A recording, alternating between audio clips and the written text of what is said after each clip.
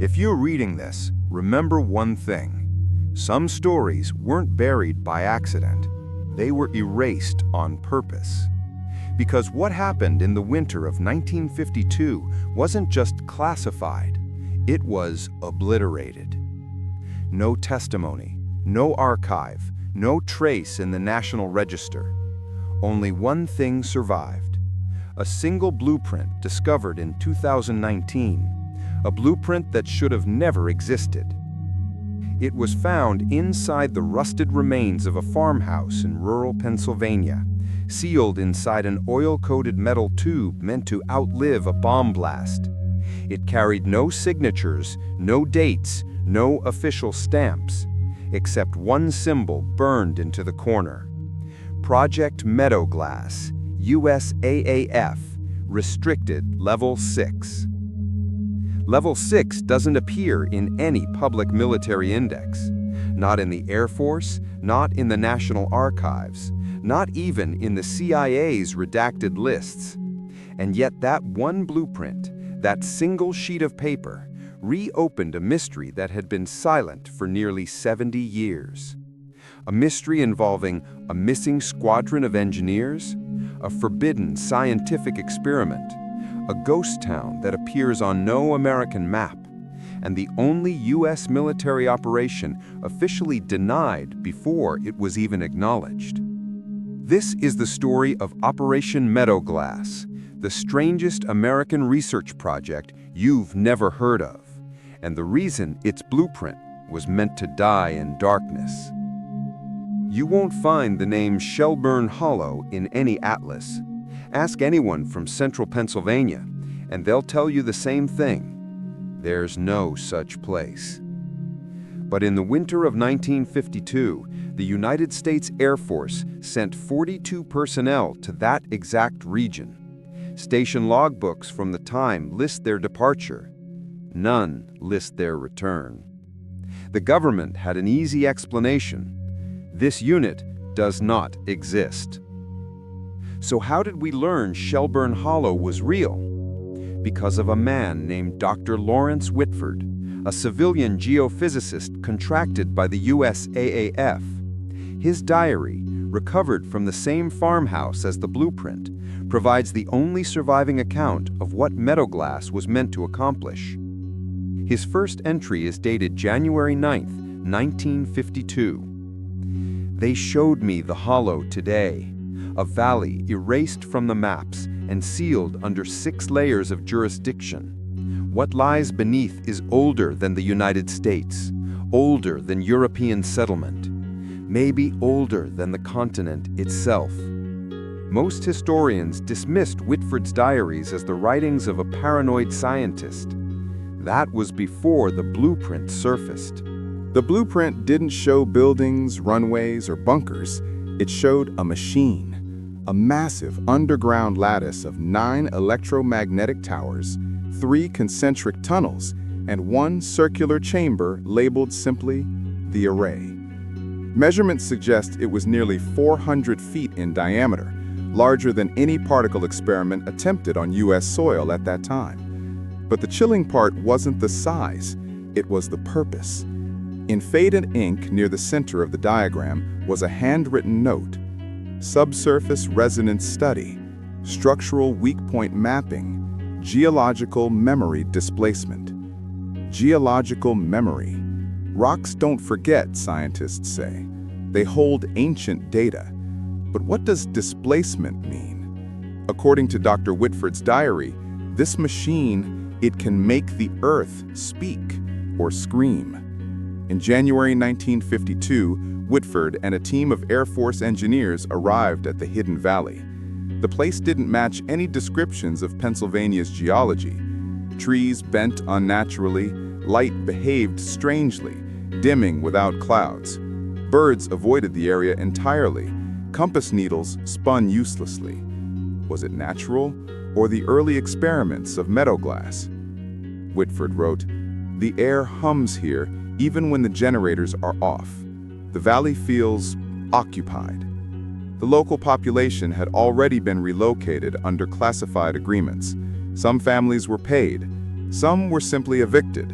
No explanations were given. One sheriff's deputy who later spoke anonymously to a 1964 researcher said, "We were told the government was installing a weather station, but I've never seen a weather station that needed rifles, barbed wire, and night patrols."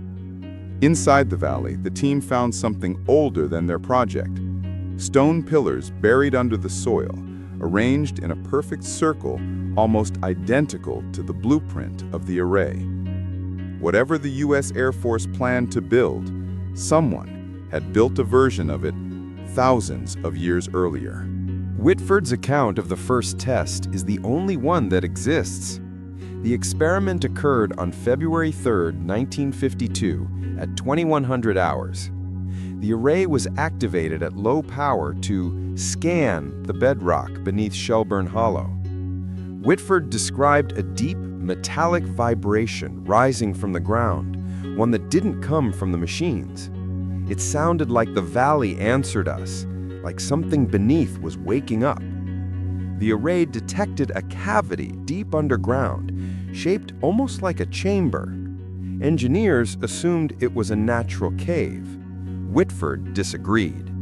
Caves do not give off harmonic frequencies. This one sang back.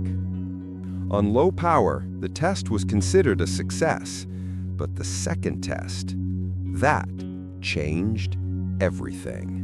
The second activation took place on February 10, 1952.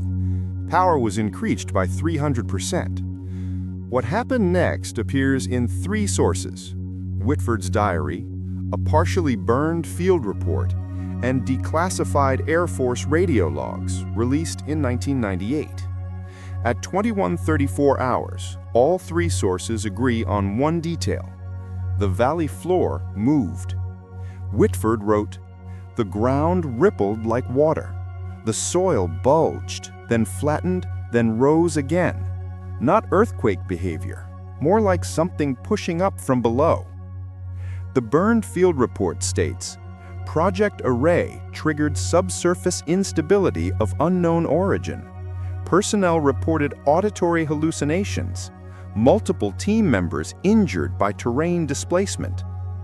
Auditory hallucinations. But the radio logs are even stranger. At 21:36, a transmission came from Engineer Davis. "Turn it off! Turn it off now! There's something in the hollow!" Over the next 72 hours, meadow glass fell apart. Engineers reported sleep paralysis, hearing voices underground, sudden violent nausea, disorienting time lapses. Then the disappearances began. One man vanished while walking between tents. Footprints showed he walked 15 feet across soft soil and then stopped. No struggle, no drag marks. Another disappeared mid-conversation. Whitford himself wrote, "We are being unmade, not killed, rewritten." By February 14th, only 11 of the 42 men remained. They signaled for emergency extraction. Washington refused. Meadow glass was officially shut down on February 17, 1952, after the final catastrophic experiment. The remaining personnel evacuated on foot, abandoning all equipment except the blueprint tubes. When rescue teams arrived 5 days later, they found no bodies, no tents, no vehicles, no machinery, no structures, nothing. As if the entire operation had been swallowed. The only signs of human presence were the fence posts, broken, twisted, and partially melted. The valley was ordered sealed. All records were destroyed. Shelburne Hollow vanished from every U.S. map by 1956. The story might have died there forever, if not for one carpenter. In 2019, a man renovating a condemned farmhouse found a metal tube behind a false wall. Inside were the meadow glass blueprint, 3 pages from Whitford's diary, and a USAAF patch scorched at the edges. That farmhouse, located less than 3 miles from where Shelburne Hollow once existed. The valley today is private land, government-owned, guarded, unreachable. Satellite images from Google Earth blur a circular patch nearly 400 feet across, the exact size of the array. Coincidence? History rarely writes coincidences so neatly. Based on the evidence, historians propose 3 theories. Theory 1, a geological weapon. The array may have been designed to trigger faults or vibrations beneath enemy targets. Far-fetched? Not entirely. The U.S. military explored seismic research during the Cold War, but nothing on this scale. Theory 2, a contact signal. Some researchers believe the stone pillars discovered in the valley were part of an ancient site meant to communicate with something non-human, something subterranean.